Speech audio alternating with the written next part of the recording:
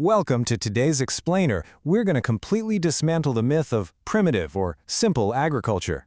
Too often, when we look back at historical farming communities, we just assume their methods were basic simply because they didn't have modern machinery. But today, by examining the traditional economy of the Thai people who settled in the mountainous valleys of Vietnam, we are going to see a highly sophisticated, brilliantly adapted economic engine. This wasn't just survival, folks. This was an absolute masterclass in environmental adaptation, beautifully blending wet rice cultivation, communal engineering, and some really deep ecological knowledge. Here's our roadmap for today. We're looking at 4 key areas: mastering water and rice, swidens and hanging gardens, forests, rivers, and livestock, and finally, crafts, trade, and culture. All right, let's dive into part 1, mastering water and rice, the real heart of the valley. You know, to really understand this traditional economy, you've got to realize that the valley bottom was the absolute heartbeat of their survival.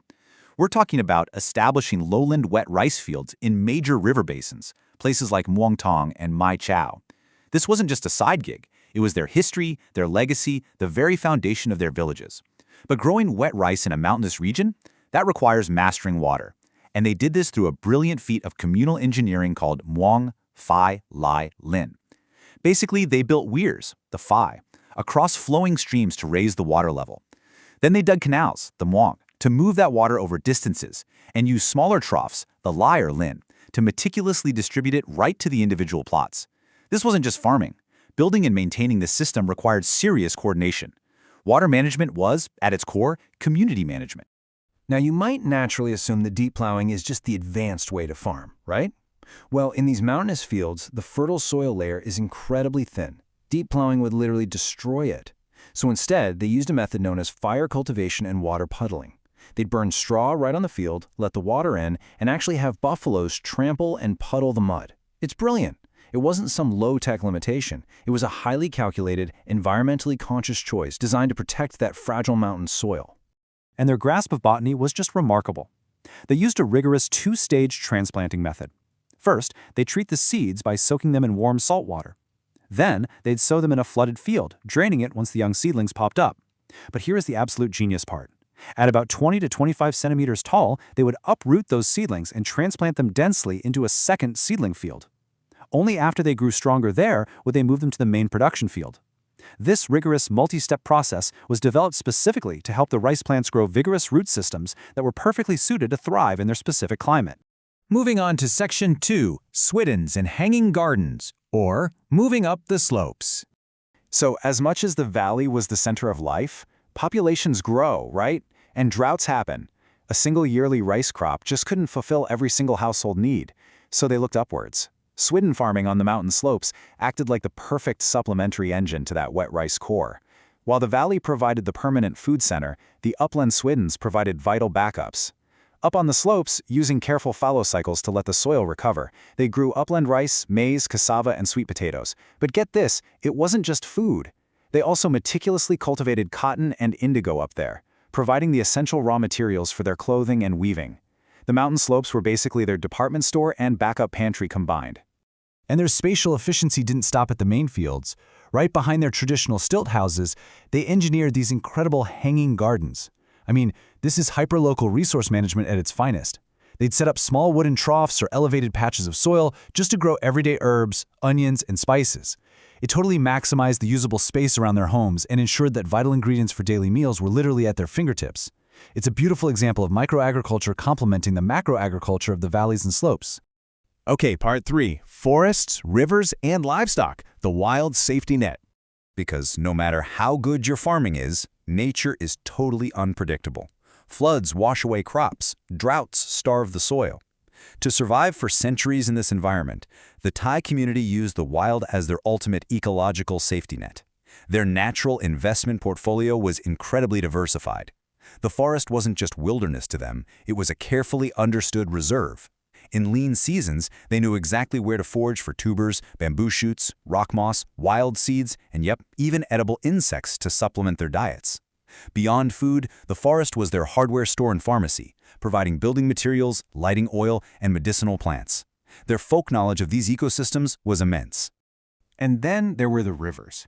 There is a wonderful local folk saying, "Go to eat fish, return to drink wine." It perfectly captures how harvesting the water wasn't some grim survival task. It was deeply intertwined with their hospitality, their communal rituals, and just plain social joy.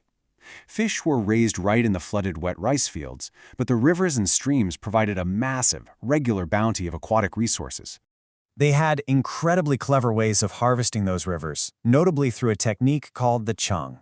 During the flood season, when the rivers were at their most chaotic and destructive, they actually used that force to their advantage. They would intentionally block a flowing stream, funneling that powerful current right through a prepared bamboo trough. The rushing floodwaters would carry massive amounts of fish directly into a designated trapping location. This was often a collective effort by the whole village, turning a dangerous natural event into a huge communal feast. This resourcefulness perfectly extended to their livestock too, through the concept of the pung. Since they needed the valley floor for rice, they didn't have massive open pastures, so they used the natural geography. A pung was basically a narrow enclosed valley with only one entrance and exit, which they would fence off. Neighboring villages would communally release hundreds of buffaloes into this natural pen. The animals could free-range, graze, and use their herd numbers to protect themselves from wild tigers or leopards, completely away from the precious rice crops. They employed a brilliantly compartmentalized animal husbandry strategy. Buffaloes and cattle were the heavy machinery, essential for draft power and soil preparation, kept out in the punk. But pigs and poultry were kept under much closer household management. Why? Because they served an entirely different purpose. Raising these smaller animals was as much about fulfilling social and ritual obligations, like weddings, funerals, and hosting guests, as it was about calorie and fat storage. Every single animal had a distinct ecological and social job. Finally, Section 4, Crafts, Trade and Culture, the Fabric of Community. So we've seen how they generated raw materials. Now let's see how they transformed them into the very fabric of their community. Traditional handicrafts were not a separate industry from agriculture. They were essential household side hustles, usually done during the downtime between harvests. Man primarily focused on basketry, crafting the complex traps and tools needed for fishing and farming. But the women's brocade weaving? That truly stands out. Using the cotton and indigo grown on their Swidden slopes, they wove stunning geometric and animal motifs. This weaving wasn't just to make blankets and clothes. It was a profound expression of aesthetics, female craftsmanship, and ethnic identity that they wore with immense pride. And while they were largely self-sufficient, they certainly weren't isolated. Formal daily marketplaces weren't heavily developed, but they maintained vital connections to the outside economy. They relied on barter systems with neighboring highland groups. Even more fascinating, they were a major destination for upstream merchant caravans journeying all the way from Laos and Burma. These periodic border markets allowed for crucial economic and cultural exchange, trading their local surpluses for goods they just couldn't produce in the valleys. So, what is the grand takeaway here? The traditional Thai economy was emphatically not a primitive, day-to-day struggle for survival. It was a beautifully balanced, resilient ecosystem of human adaptation. They united deep indigenous knowledge, tight-knit village organization, and an incredibly diverse approach to the mountain valley environment. They didn't fight nature.